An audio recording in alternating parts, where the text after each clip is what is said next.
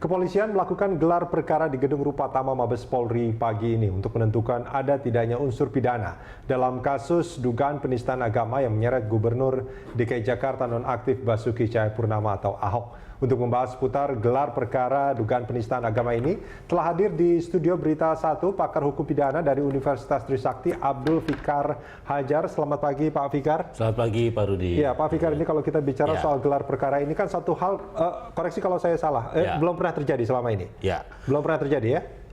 Belum pernah terjadi yang diumumkan secara terbuka. Tetapi secara internal, ya mungkin saja. Itu mungkin. Setiap menentukan ada tidaknya peristiwa pidana, mereka itu ada gelar perkara. Iya, artinya tertutup, kan, gitu, artinya kan kayak gini, ada beberapa hal sebetulnya.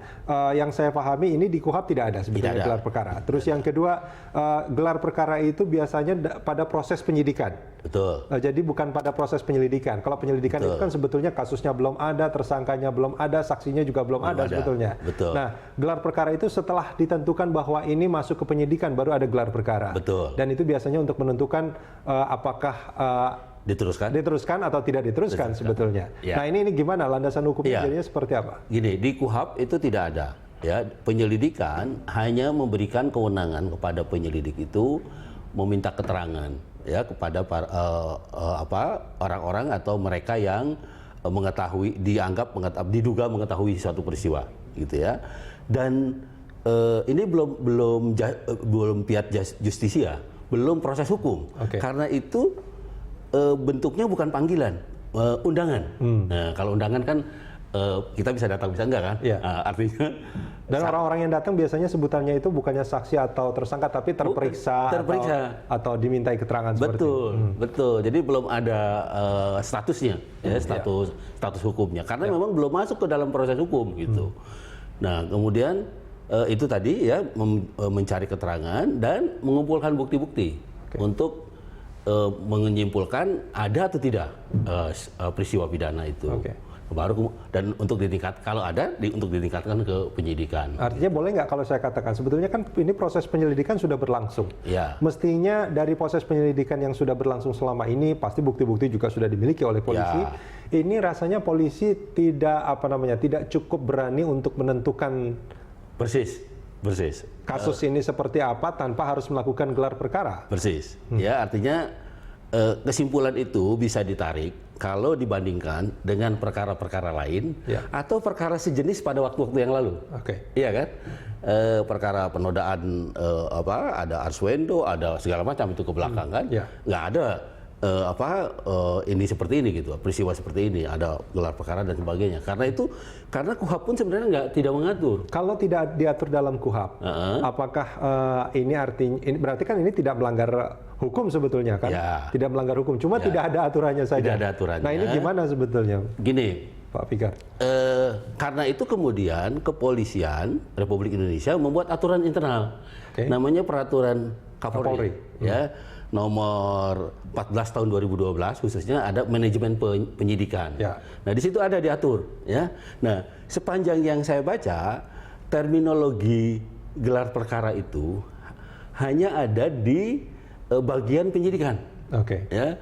Jadi ada langkah-langkah yang dilakukan dalam penyidikan. Nomor 1 penyelidikan, nomor 2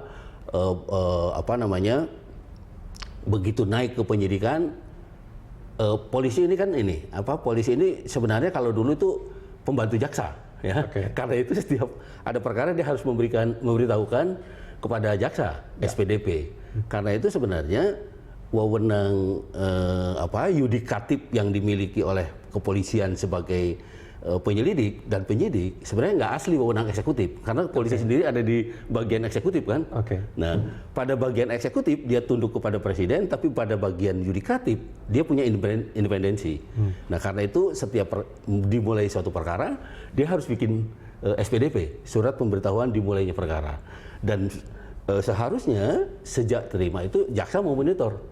Ya, kejaksaan itu monitor. Nah, jadi ada penyelidikan, kemudian penyidikan SPDP, kemudian ada upaya paksa. Nah, upaya paksa itu sekarang berkembang, tidak hanya penangkapan, penahanan, penyitaan, penggeledahan, Tapi sekarang ada satu lagi upaya paksa, penetapan sebagai tersangka. Oh, penetapan sebagai tersangka itu itu udah masuk ke dalam kategori upaya paksa. Karena itu kesemuanya bisa dikontrol melalui pra-peradilan. Oke. Nah, kita nggak ke pra-peradilan sekarang ini, Pak Fikar. Ini kita soal gelar perkaranya sendiri.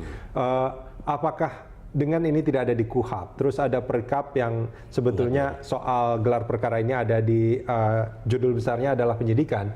Apakah memang tidak ada diskresi sebetulnya bahwa polisi meskipun ini tidak ada di aturan, dia bisa melakukan hal ini? Ya, ini yang kemudian kita sebut diskresi. Ya.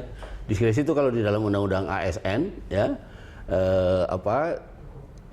tindakan eksekutif. Tindakan yang dilakukan eksekutif yang belum ada dasar hukumnya. Oke. Tapi dia didasarkan pada pertimbangannya penuh. Gitu. Oke, artinya gelar perkara ini sebetulnya sah-sah saja dilakukan. Sah-sah saja. Oke. Walaupun tidak diatur di dalam itu ya. Oke. Cuma itu tadi biasanya gelar perkara di penyidikan itu untuk menentukan lanjut atau tidak. Oke. P21 atau SP3. Oke. Gitu kan. Kan polisi punya kewenangan SP3 kan.